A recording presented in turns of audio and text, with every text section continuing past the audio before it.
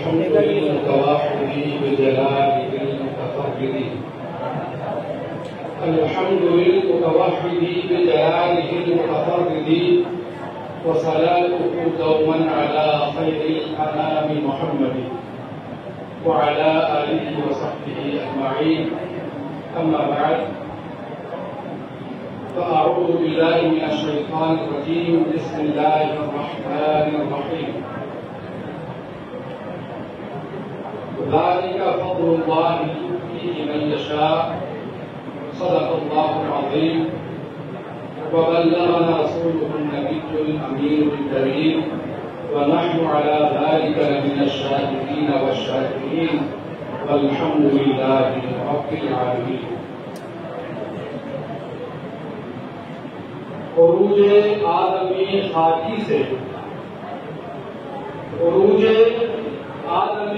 خاکی سے انجم صحبی گاتے ہیں. عروج آدمی خاکی سے انجم صحبی جاتے ہیں کہ یہ ٹوٹا ہوا تارا کہیں ماہ کامل نہ بن جائے، کہ یہ ٹوٹا ہوا تارا کہیں ماہ کامل نہ بن جائے.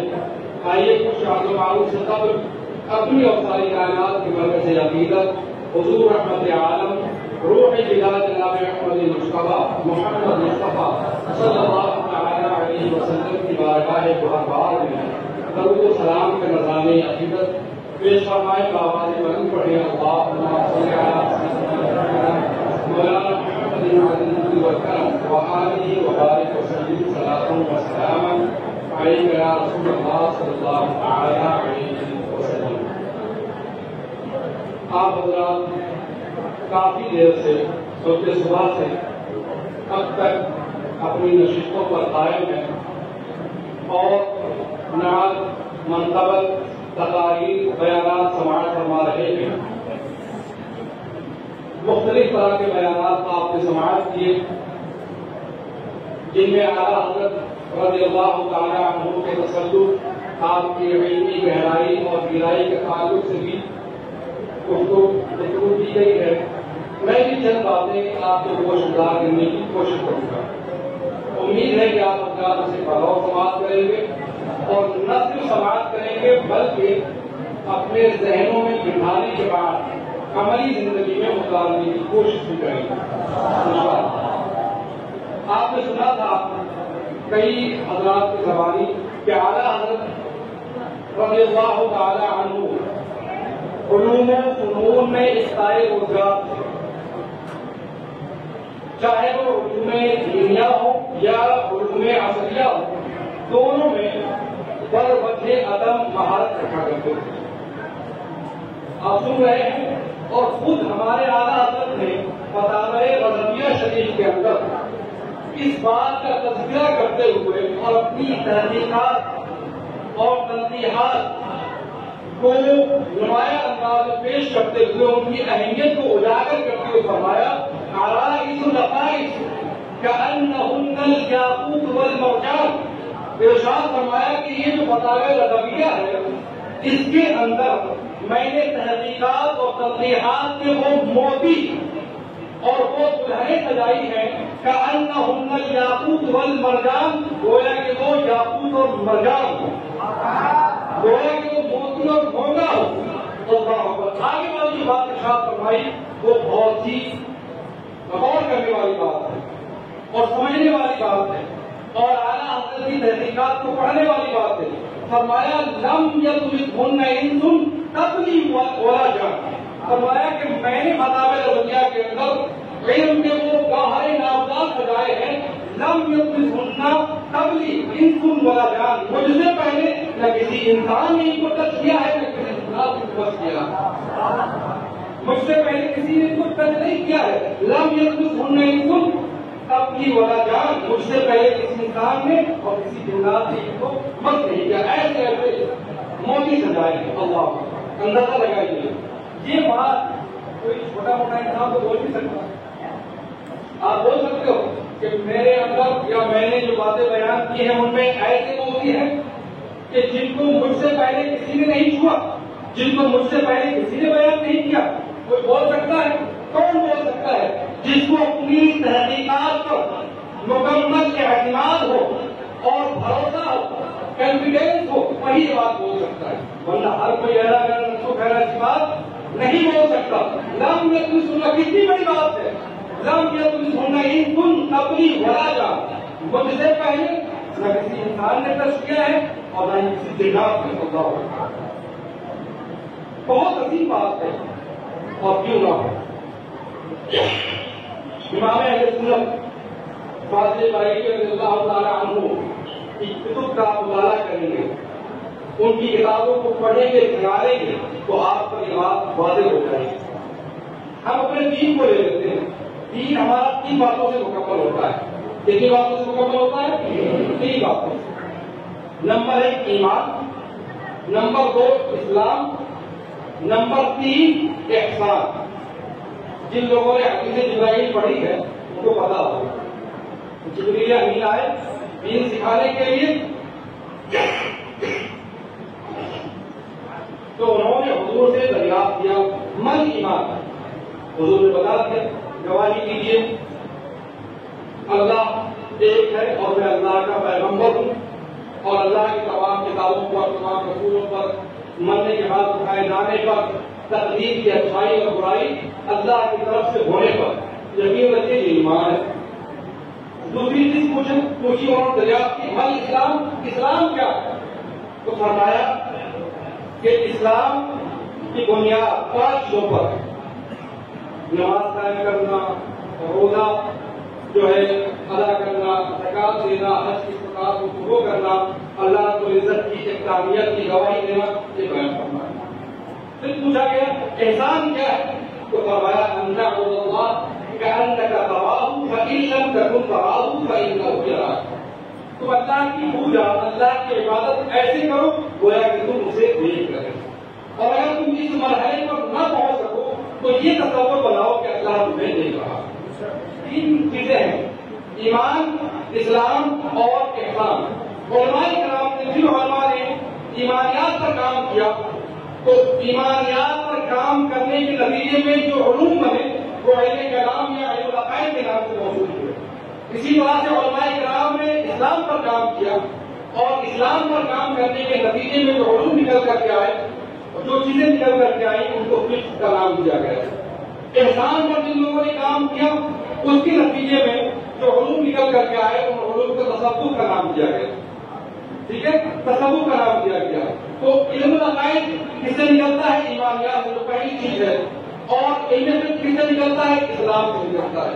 علم تصوف کس سے نکلتا ہے؟ احسان سے نکلتا ہے۔ یہی وجہ ہے کہ جب ان تینوں چیزوں پر علماء نے اپنے اپنے طور پر تحقیقات کی، کیونکہ علماء کے معیارات مختلف، ان کے مبلغ علم مختلف، ان کے جاننے کی صلاحیتیں مختلف، اس لیے ان میں ہو گیا اختلاف۔ جب ایمانیات میں اختلاف ہوا تو 2 گروہ بن گئے۔ کتنے بنے؟ 2 گروہ بنے، ایک ماتریدی کہلائے اور دوسرے اشعری کہلائے۔ بنے تو اور بھی، لیکن جو ہمارے یہاں معتبر ہے وہ 2 گروہ ہیں، ایک اشعری کہلائے اور ایک ماتریدی کہلائے۔ دوسرے اور لوگوں نے جب اسلام پر علماء کرام نے تحقیقات کی اور جانتے ہیں قبائل مختلف ہے، تو وہاں پر اختلاف ہو گیا۔ جب وہاں پر اختلاف ہوا فروعیات میں، تو 4 مذاہب نکل کر کے آئے، حنفی کہلائے، مالکی کہلائے، شافعی کہلائے اور حنبلی کہلائے۔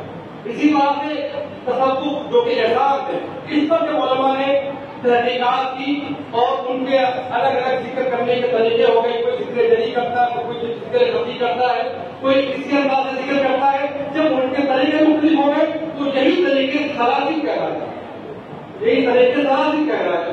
ان تمام چیزوں کو مد نظر رکھتے ہوئے امام اہل سنت فاضل بریلوی رضی اللہ تعالیٰ عنہ کی زندگی کے مقاصد کا مطالعہ کیجیے۔ آپ کی زندگی کے مقاصد کیا ہے؟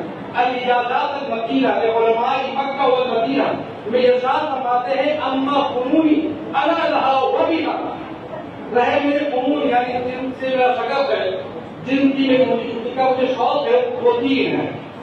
کتنے ہیں؟ 3 ہے، ثلاثہ 3 ہے۔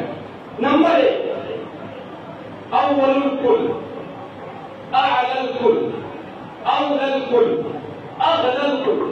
ان تمام میں جو سب سے پہلا میرا مقصد ہے، جو سب سے پہلا میرا فن ہے، جس کا مجھے شغف ہے، جس سے مجھے لگاؤ ہے، اور جو سب سے افضل ہے، سب سے اعلیٰ ہے، سب سے اعلیٰ ہے، سب سے قیمتی ہے، تو کیا ہے؟ حمایت جانب سید المرسلین صلوات اللہ وسلامہ علیہ وعلیہ اجمعین من کتابت لسان کل وہابی مہین من کلام مبین۔ سب سے پہلا مقصد اعلیٰ حضرت کی زندگی کا جو انہوں نے الاجازات وکیلہ کے اندر ذکر کیا ہے وہ کیا ہے؟ ایمانیات کے باب میں آتا ہے۔ کیا ہے؟ سید عالم صلی اللہ علیہ وسلم کی ناموس کی حفاظت کرنا۔ کن لوگوں سے کرنا؟ من کتابت لسان کل وہابی مہین، ہر وسیع ہٹیا وہابی کی زبان درازی سے۔ وہابی گھٹیا لوگ ہیں جو زبان درازی کرتے ہیں اس کی بارگاہ میں جو رب کا محبوب ہے، تو ایسے انسان سے گھٹیا اور کون ہو سکتا ہے؟ ایسے لوگوں سے حضور کریم صلی اللہ علیہ وسلم کی ناموس کی حفاظت کرنا، یہ آپ کا مقصد اولین تھا۔ اور اسی کے بارے میں فرماتے وہ ہاتھ حسبی ان تقبل، اور یہ میرے لیے کافی ہے۔ اگر میں کچھ نہ کروں، یہ اسی پہ اکتفا کروں تو یہ میرے لیے کافی ہے، میری نجات کے لیے کافی ہے۔ کیوں کافی ہے؟ وجہ کیا ہے؟ وجہ یہ ہے کہ ھذا ظنی بربی، یہ میرا رب سے گمان ہے، اور میرے رب نے ارشاد فرمایا قد قال انا عند ظن عبدی بی، رب عز و جل ارشاد فرماتا ہے حدیث قدسی کے اندر کہ بندہ میرے تعلق سے جیسا گمان کرتا ہے میں اس کے ساتھ ویسے ہی رویہ اختیار کرتا ہوں۔ تو یہ اولین مقصد ہو گیا جو ایمانیات کے بعد سے تعلق رکھتا ہے۔ دوسرا آپ دیکھیے مقصد کیا ہے؟ وَنِقَایَةُ بَقِيَّةِ الْمُبْتَدِعِينَ مِمَّن يَدَّعِي إِلَى الدِّينِ وَمَا هُوَ إِلَّا مِنَ الْمُسْلِمِينَ۔ ارشاد فرمایا دوسرا جو مقصد ہے میری زندگی کا وہ باقی مبتدعین بدعتی لوگ ہیں، خرافاتی لوگ ہیں، بدعتیں اجاگر کرتے رہتے ہیں، خرافاتیں مچاتے رہتے ہیں، ان کو نکیل ڈالنا۔ حالانکہ وہ یہ دعویٰ کرتے ہیں کہ ہم دیندار لوگ ہیں، دین کا دعویٰ کرتے ہیں، حالانکہ وہ دیندار نہیں، مفسدین ہیں۔ تو ایسے لوگوں کو نکیل ڈالنا یہ میری زندگی کا دوسرا مقصد اعلیٰ حضرت۔ تیسرا مقصد کیا ہے؟ فرمایا الافتاء علی المذہب الحنفی المتین المبین۔ فرمایا کہ زندگی کا تیسرا مقصد فقہ حنفی کے مطابق بقدر طاقت فتویٰ دینا ہے۔ اب یہ تینوں مقصد ان کو دیکھیے اور اس کے بعد جائزہ لیجیے کیا وہ ان تینوں مقصد کو پورا کرنے میں کامیاب ہوئے یا نہیں۔ نمبر ایک مقصد جو تھا ناموس مصطفیٰ کی حفاظت کرنا اور شمع عشق مصطفیٰ کی چراغ روشن کرنا، اس کے بارے میں اگر آپ جائزہ لیں تو ہر طرف سے یہی صدا آتی ہے عشق محبت عشق محبت، باتیں نہیں آتی۔ تو ایسی شمع روشن کی اور ناموس رسالت کی ایسی حفاظت کی کہ ایک سلوگن بن گیا عشق محبت عشق محبت اعلیٰ حضرت، ایسی حفاظت کے اللہ ہوگا۔ یہ بات نہ صرف ہم مانتے ہیں بلکہ غیر لوگ بھی مانتے ہیں کہ امام احمد رضا وہ ذات ہے کہ جس کی ہم سفر سے اس کے رسول تک کا نظر اس قدر انہوں نے حفاظت کی اور بہت ساری کتابیں لکھی کسی مقصد کو پورا کرنے کے لیے، کسی مقصد کو اچیو کرنے کے لیے۔ دوسرا مقصد ان کا آپ دیکھیں بقیہ جو مبتدعین ہیں ان کی بھی پوری کرنے کے لیے، ان کو ٹھکانے لگانے کے لیے آپ نے مقالب جو ہے عرفا لکھا، کتاب کی مثالیں لکھا، اسی طرح سے جمل النور، اسی طرح سے ذکیہ اور بھی بہت ساری کتابیں جو خرافات اور جو ہمارے درمیان دخائی ہے ان کو ختم کرنے کے لیے آپ نے دعوت کی۔ اس کے بعد فقہ حنفی کی طرف آپ دیکھیں، فقہ حنفی میں اس قدر گرام قدر آپ نے خدمات انجام دی ہے، اللہ اکبر۔ اپنے تو اپنے مخالفین ابو الحسن ندوی کا نام تو سنا ہوگا آپ نے، سنا؟ ان کے والد صاحب عبد الحی لکھنوی وہ اپنی کتاب کے اندر نظر کرتے ہیں، لکھتے ہیں امام احمد رضا کے تعلق سے قد تباحر فی شرط العلوم والفنون اما احاطته بالفقہ الحنفی فلا نعرف له نسبا۔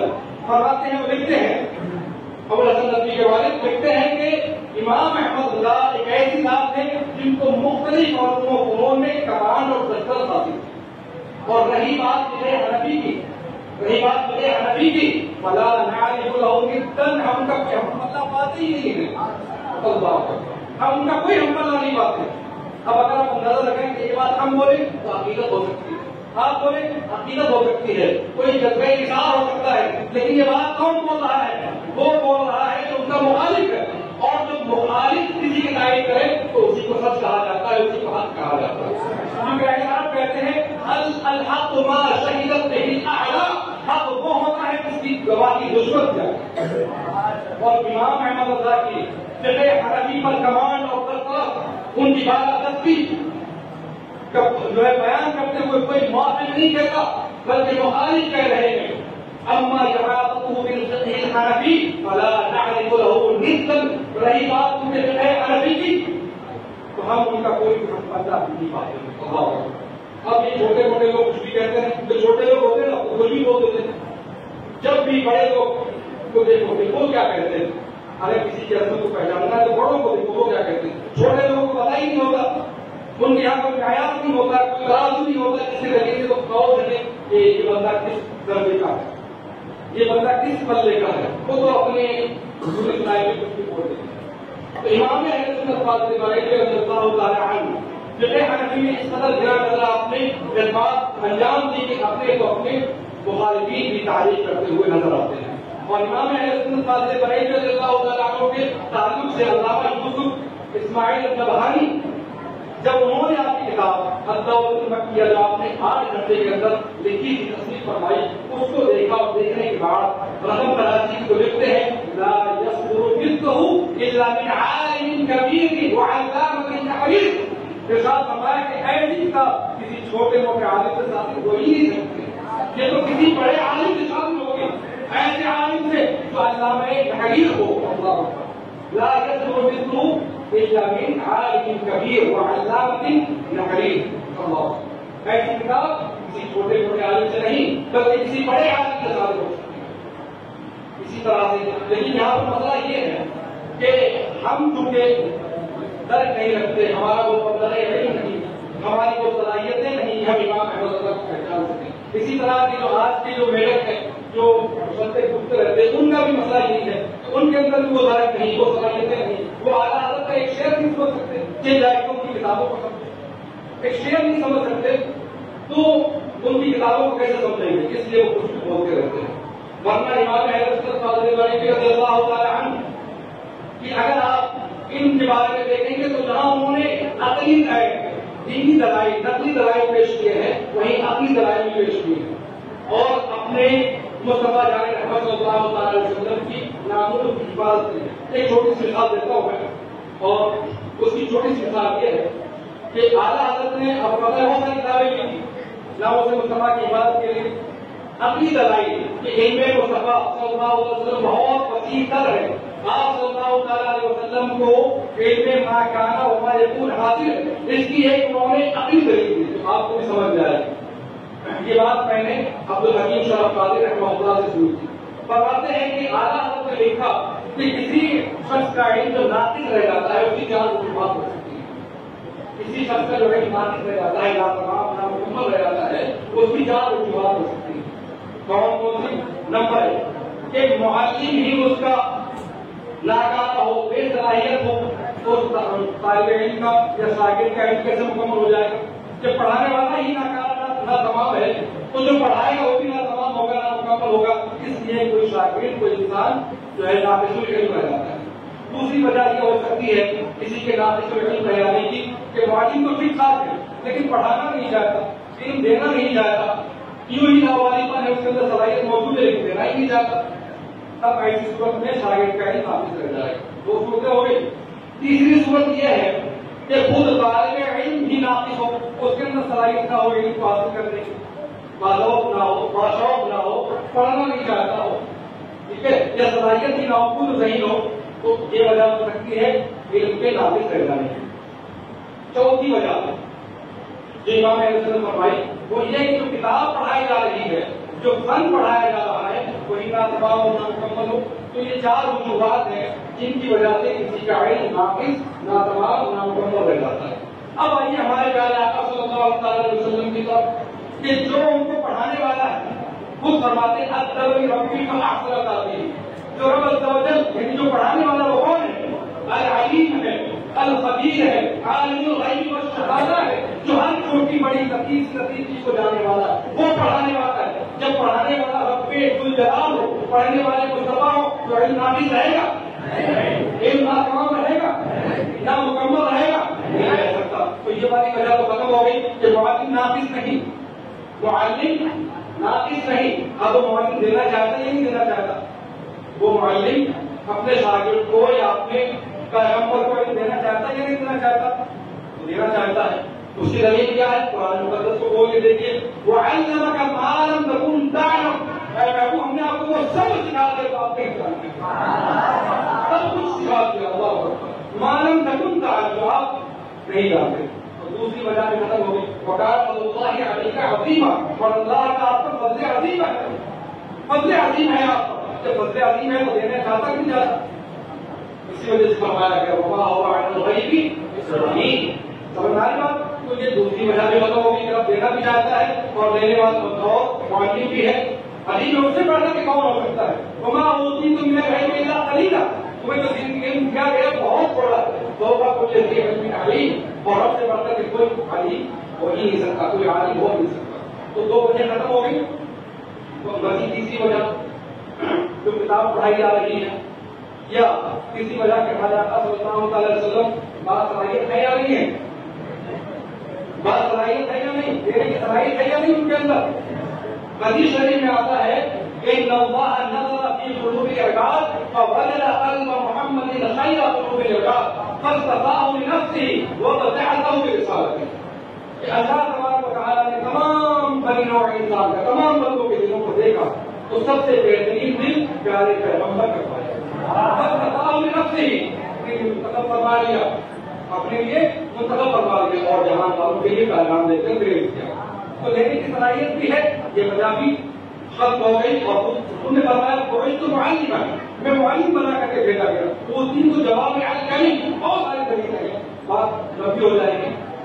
چوتھی وجہ جو علم کے ناقص کائناتی جو ہوتی ہے کتاب کا ناقص ہونا. حضور کو جو کتاب دی وہ ناقص ہے، اس سے بڑھ کے کوئی کتاب ہو سکتی ہے؟ اس کا بڑا چیلنج ہے. وَإِن كُنتُمْ فِي رَيْبٍ مِّمَّا نَزَّلْنَا عَلَىٰ عَبْدِنَا فَأْتُوا بِسُورَةٍ مِّن مِّثْلِهِ. کھلا چیلنج ہے. تین طرح کے چیلنج دیے گا، ایک الگ ٹاپک ہے تو کھلا چیلنج ہے. اور خود اللہ نے فرما دیتی بیان لکل شیء. قرآن عظیم وہ کتاب ہے کہ جس میں ہر شے کا روشن بیان ہے. بس سمجھ میں آنا چاہیے. جیسے 0 سے لے کر کے 9 تک گنتی ہوتی ہے لیکن سارا سسٹم اسی پر چلتا ہے. چلتا نہیں چلتا؟ لیکن آپ پکڑ سکتے ہو سینکڑوں ہر مسلم چل رہے ہیں، کس پر چل رہے ہیں؟ 0 سے لے کر کے 9 پر چل رہے ہیں. اسی طرح سے قرآن عظیم کو سمجھنے کی مثال کے لیے کہ تبیان لکل شیء لا یخفی ولا یخفی الا فی کتاب مبین. ہر مطلب کو یہاں پر اس کے اندر موجود ہے، تمام چیزیں اس کے اندر موجود ہیں. جب اللہ تبارک و تعالیٰ دینے والا ہے، حضور دینے والے ہیں، جو دیا جاتا ہے وہ تبیان لکل شیء ہے. تو کیا ایسی ذات کا علم نہ تمام رہ سکتا ہے نہ مکمل رہ سکتا ہے؟ تو پھر یہ لوگ جو بولتے ہیں کہ بارے ہے تو یہ وہ یہاں پر اعلیٰ حضرت میں جہاں دلیلیں بھی ہیں نقلی وہیں عقلی دلیل بھی ہے اور یہ لوگ آپ کے سمجھ میں آئی ہوگی. تو لہٰذا یہ سارے لوگ بات کیوں بھاگے اور اعلیٰ حضرت کیوں کامیاب ہوئے؟ وجہ کیا ہے؟ وجہ آگے میں بیان میرے ختم کر دیتا ہوں. وجہ اس کی یہ ہے کہ مکمل انسان بننے کے لیے، مکمل بندہ بننے کے لیے 4 چیزوں کی ضرورت پڑتی ہے. کتنی چیزوں کی؟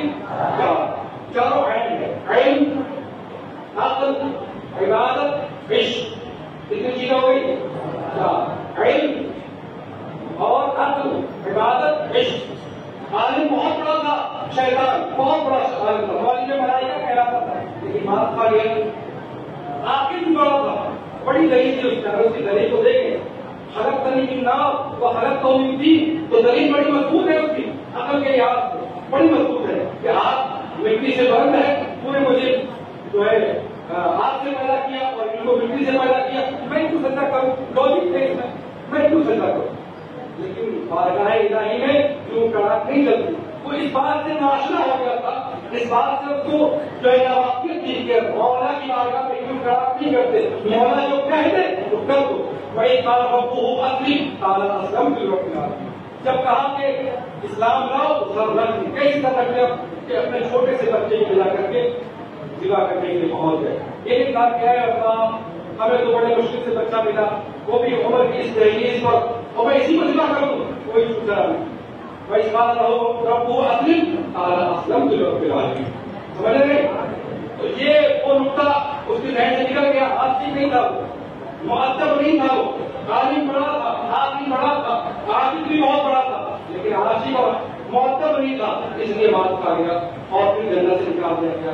فخرج اخرج منها فإنك رجيم، نکل جا تو مردود ہو جائے۔ تو اگر آپ بننا چاہتے ہو، مکمل طور پر بندہ بننا چاہتے ہو، ایک کامل انسان بننا چاہتے ہو، سکسیسفل انسان بننا چاہتے ہو، تو اعلیٰ حضرت کی زندگی کا مطالعہ کرو اور ان چار چیزوں کو دیکھو کہ اعلیٰ حضرت کی زندگی میں علم بھی ہے، عشق بھی ہے، عبادت بھی ہے اور عقل دانائی بھی ہے۔ عقل دانائی بھی ہے۔ جب ان تمام چیزوں کو آپ اپنے اندر ایکسپٹ کریں گے، ان کو مد نظر رکھیں گے، تو انشاءاللہ تبارک و تعالیٰ ہماری زندگی کے اندر نکھار آئے گا اور ایک کامیاب انسان بن کر کے ہم ابھریں گے۔ خود کا بھی نام روشن کریں گے، ادارے کا نام روشن کریں گے، اپنی قوم اپنی ملت کا نام روشن کریں گے۔ تو آپ کا دعویٰ ہے